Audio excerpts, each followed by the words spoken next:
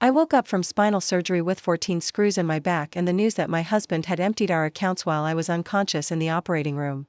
The last thing I remembered was the anesthesiologist's voice at the hospital in Santa Fe. Count backward from 10, Mrs. Santillán. I made it to 7. Then everything went black. Before they wheeled me in, Damien had held me hand, his blue eyes filled with a tenderness I had mistaken for love. "I'll be right here when you wake up, Elena. I won't leave you alone." 6 years off marriage made me believe him. 6 years of dinners in Polanco, weekends in Valle de Bravo, and whispered promises beside my bed when my spine pain folded me like paper. I had always suspected Damien loved my money a little too much. He looked at my bank statements with curiosity disguised as concern. He asked about my family investments. He offered to help manage my portfolios, but a woman in love can always find one more excuse not to face the truth. I woke up alone. No hand. No voice. Just the steady beeping of monitors and a nurse adjusting my four. "Your husband stepped out for a moment," she told me. "He mentioned something about insurance." Hours passed. The anesthesia left fog inside my head, but the body knows when something is wrong. When my phone buzzed on the table, I reached for it with a pain so sharp the room flashed white. "Elena," my sister Monica said as soon as I answered. "Where is Damien?" The silence was worse than any answer. "That is why I am calling. Have you checked your accounts?" I had just spent 8 hours opened up on an operating table. I had not checked anything. What happened? Monica inhaled like she was holding back a scream. "He left. He cleaned out the joint account, took out credit against the house, used your cards, and emptied the safe. He called me from the airport and told Menet to look for him."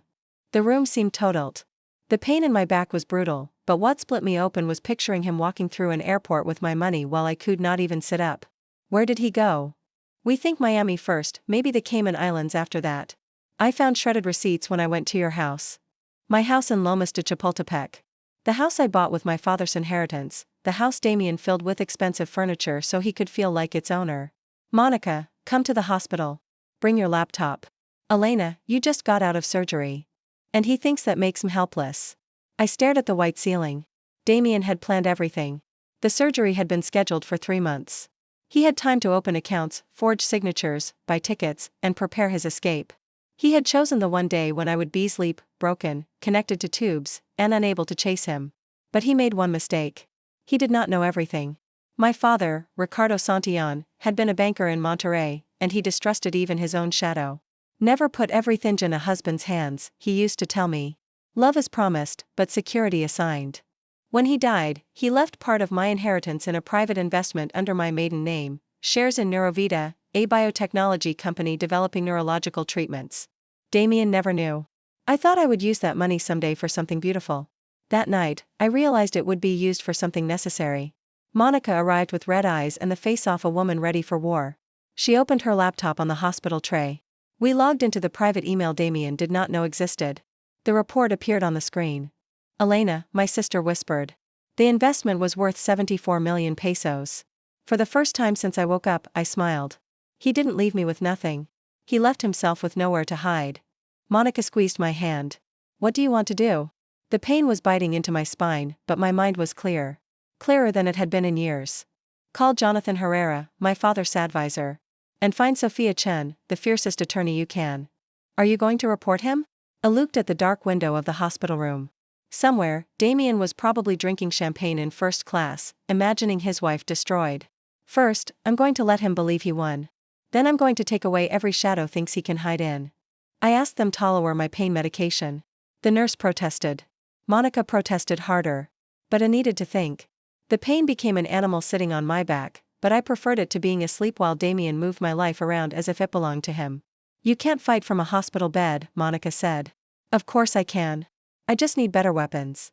Jonathan Herrera arrived at 9 in the morning in a gray suit, carrying the quiet fury of a man who had respected my father. He reviewed every account.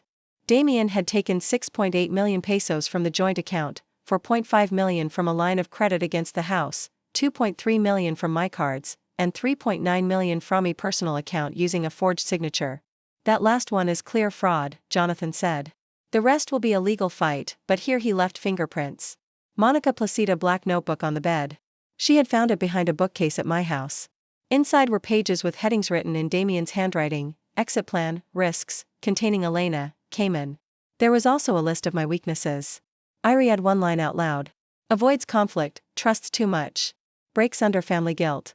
Nausea rose in my throat. My husband had not loved me. He had studied me. Attorney Sophia Chen appeared in a video call that same afternoon. I need everything, she said. Bank statements, recordings, documents, flights, emails. You'll have them, I answered. If he is in Cayman, we need Tomo fast. Once he sets up offshore trusts, recovery becomes harder. Then came the first twist. A digital forensic analyst recovered files from Damien's laptop. There was a calendar with the date of my surgery marked in red. Under it, he had written, ideal window, 8 hours with no response. Monica cursed under her breath. I did not cry. That sentence killed the wife that was still left inside me. The second twist came from Cayman. An old contact of Monica's, a private investigator named Liam, found Damien at a hotel on 7 Mile Beach. He was not alone. He was having dinner with Cassandra Rios, a financial privacy consultant, holding her hand as if my disaster were their honeymoon. Monica looked at me with fear in her eyes. Elena. She doesn't hurt me, I said. What hurts is knowing I slept beside a thief. Meanwhile, I started brutal physical therapy. Every step felt like fire. The therapist held my arm while I clenched my teeth hard enough to taste blood. Your body needs time, he said. My enemy is not going to give me time. 7 days later, Sophia called with a voice as dry as paper. We have an order to freeze assets in Mexico. The prosecutor's office accepted the case for forgery and fraud. But Damien is trying to move the money into a Cayman trust tomorrow. Then I'm going. Monica nearly shouted.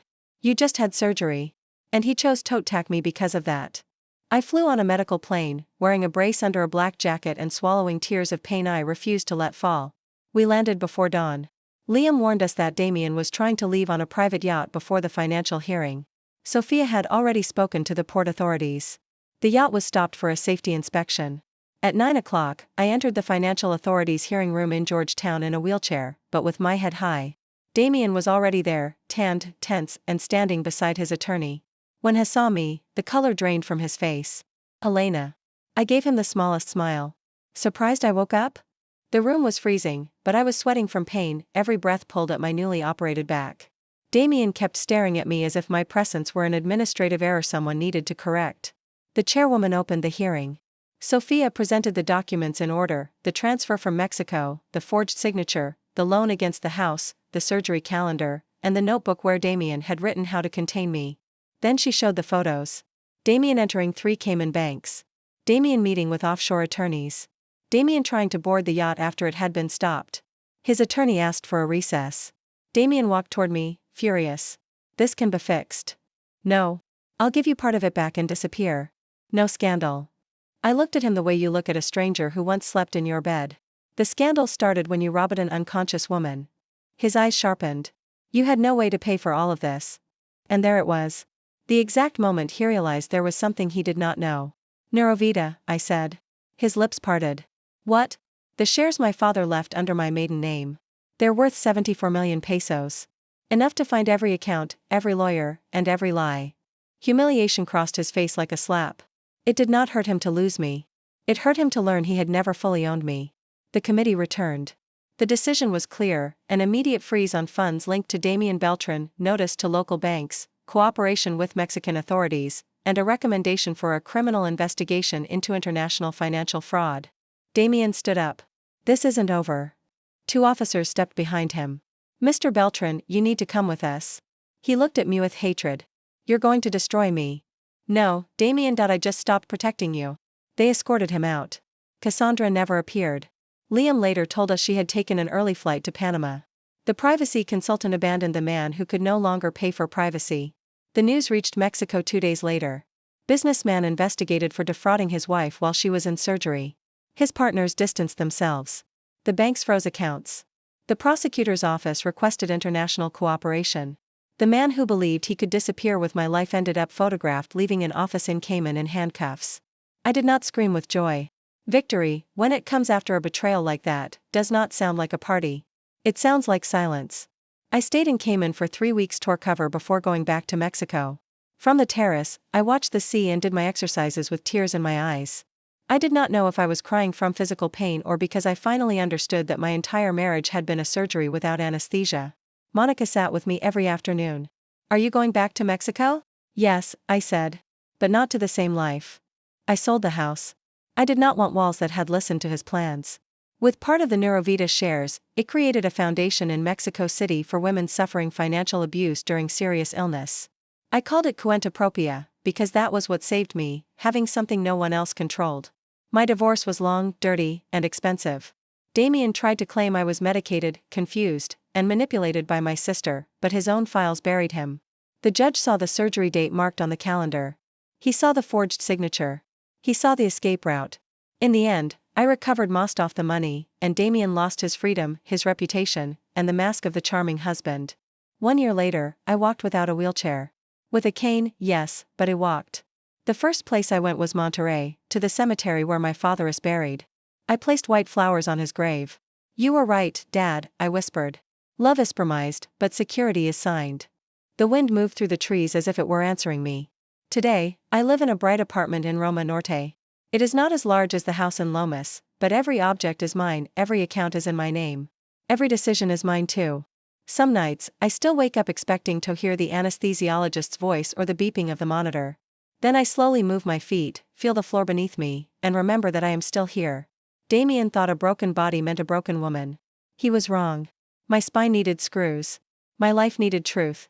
And although both surgeries hurt, both of them left me standing.